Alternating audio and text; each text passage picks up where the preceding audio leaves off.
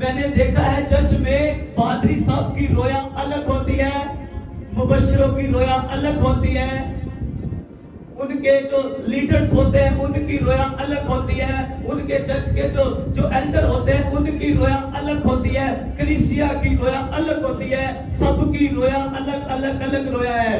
جب خدا کسی مین آف گاڈ کو کھڑا کرتا ہے تو خدا اس کو روح دیا ہوتا ہے اس میں لے کر سب کو جب دیتا ہے تو پھر ساری چرچ ایک ہی رویا میں چلتی ہے۔ آمین۔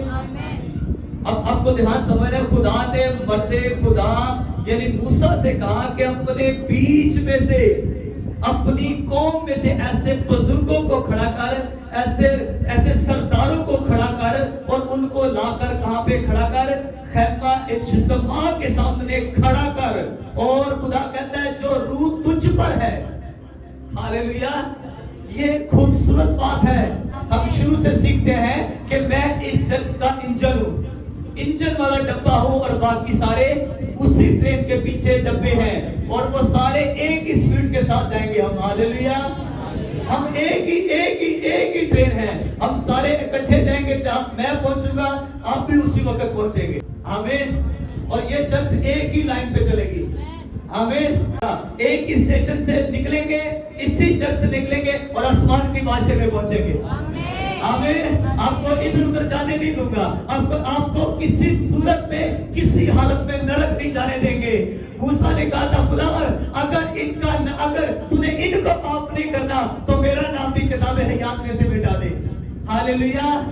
میں آپ کو بتاؤں، میں موسیٰ نہیں ہوں لیکن میں بھی آپ کے حق میں کھڑا ہوتا ہوں۔ خدا اگر تو نے ان کو معاف نہیں کرنا تو میرا نام بھی کتاب حیات میں سے مٹا دے۔ ہاللیلویہ۔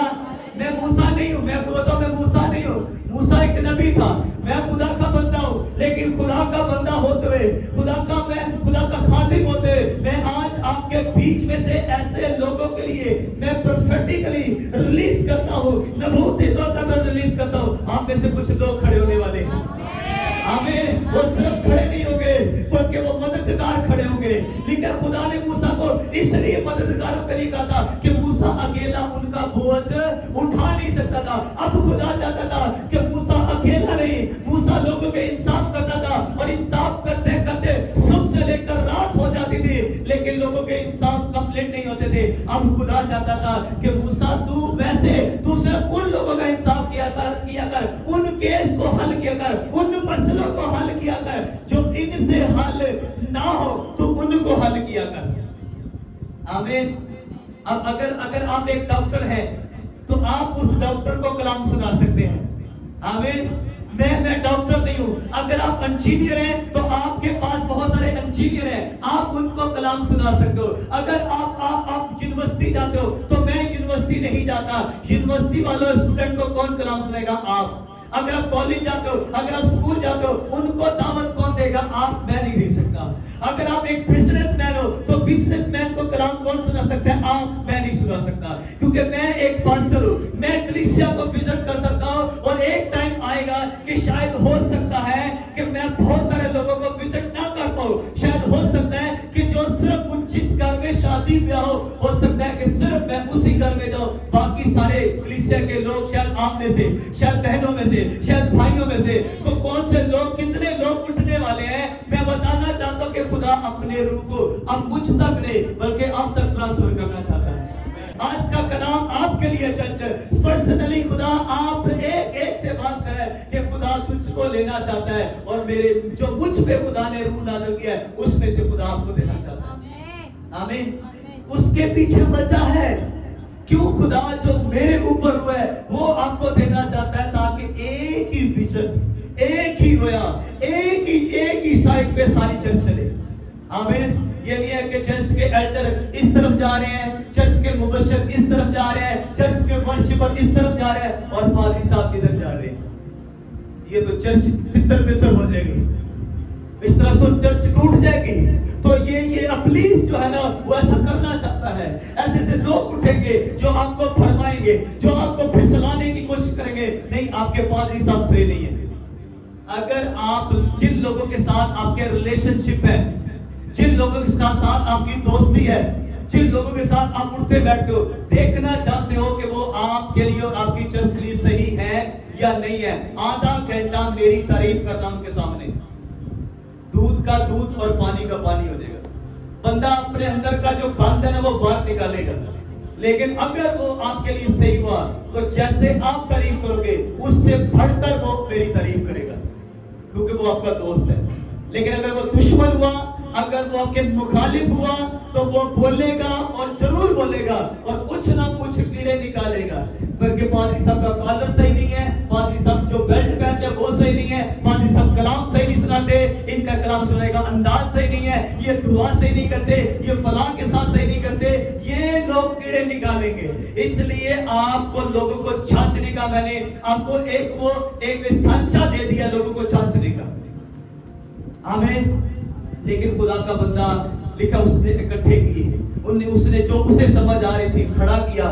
खुदा ने जब मसा किया उनको तो उनमें से बथेरे उठे और खुदा का कलाम सुनाना शुरू किया। आमीन। खुदा के उस मैं बताऊं कि मर्दे खुदा की हेल्प करते थे, उसकी मदद करते थे। आज इस चर्च को मददगारों की जरूरत है। अब मैं बहुत सारे लोगों के पास नहीं जा सकता, और ये भी है कि अब हम बड़ी मीटिंग यहाँ पे कर भी नहीं सकते, ये भी कंफर्म हो चुका है। ये भी आपने इस मीटिंग में नजारा देख लिया है कि अब बड़ी मीटिंग्स हम इस चर्च में नहीं कर सकते, हमारे पास जगह नहीं है। हमें अब बड़ी जगह चाहिए, हमें हॉल चाहिए, हमें बड़े बड़े हॉल चाहिए, हमें स्टेडियम चाहिए जहां पे हम जाके मीटिंग्स कर सकें। आमीन। किसी ने नहीं सोचा था कि ये चर्च स्टेडियम में जाके मीटिंग्स करेंगे, किसी ने नहीं सोचा, लेकिन उस खुदा ने सोच कर रखा हुआ है तुम सारे स्टेडियम जा रहे हो। बस वक्त वो बहुत करीब है कि तुम बस थोड़ी सी और आग की जरूरत है। आमीन। ये क्रिसमस के बाद जो आग आने वाली है ना, ये नए साल पे जो आग आएगी वो एक हैरत अंगेज आग होगी। आमीन। आपके बच्चे भी उठेंगे। आमीन। ये जो स्टडी आप सुनोगे, मैं बताऊं कि आपको बोझ उठाना है। खुदा खुद कह रहा है कि तू अकेला कौम का बोझ नहीं उठा सकता। मूसा को जरूरत थी, आज मुझे भी जरूरत है, और मैं थोड़ा सा और इसको आसान करूं तो हम सबको जरूरत है और लोगों की। आमीन। अब सिर्फ हमें कलाम सुनने की अब जरूरत नहीं है, अब सिर्फ हमें दुआएं सिर्फ नहीं करवानी, बल्कि अब हमें कलाम सुनाने और दुआएं करने की भी जरूरत है। आमीन। अब हमने सिर्फ कलाम सुनना नहीं है, आपने सिर्फ कलाम सुनना नहीं है, बल्कि अब आपने कलाम सुनाने के लिए भी उठना है, आपने दुआएं करने के लिए भी उठना है कि नहीं खुदावंद अब मुझे जरूरत है कि मैं खुदावंद तेरे बंदा का मददगार बन सकूं।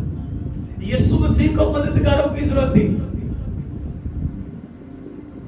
ये एक नेचुरली बात है कि यीशु मसीह ने मुकद्दस लूका की अंजील में कहा है, मुकद्दस लूका उसका 9वां बाब उसकी पहली आयत में लिखा है, फिर उसने उन 12 को बुलाकर उन्हें सब पत्थरों पर अख्तियार बख्शा और बीमारियों को दूर करने की कुदरत दी, और उन्हें खुदा की बादशाही की मुनादी करने और बीमारों को अच्छा करने के लिए भेजा।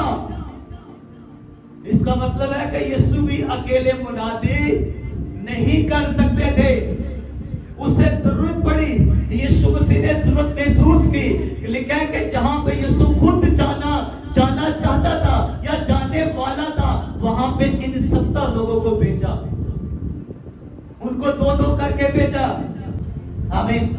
इसका मतलब यह है कि यीशु मसीह को जरूरत महसूस हुई। यीशु ने कहा कि मैं तुम्हें अख्तियार देता हूं कि सब बदरूहों पर और बीमारियों को दूर करने की, और जो सबसे पहले काम करने लगे उन्हें खुदा की बादशाही की मुनादी करने और बीमारों को अच्छा करने के लिए भेजा।